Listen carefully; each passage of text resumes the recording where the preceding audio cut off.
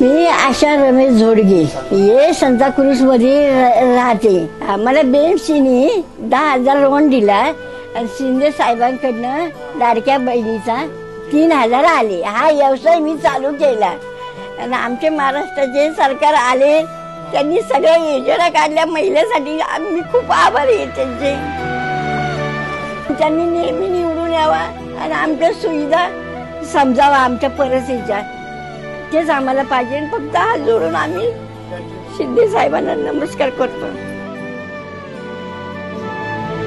आतापर्यंत कुठच्या सरकारने आमची कामं नाही केली, पण शिंदे साहेबांनी खूप काय कामं केली.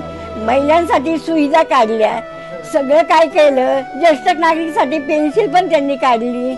सगळं काय आम्हाला खूप आनंद आहे आणि त्यांना जय हिंद जय महाराष्ट्र मी करते.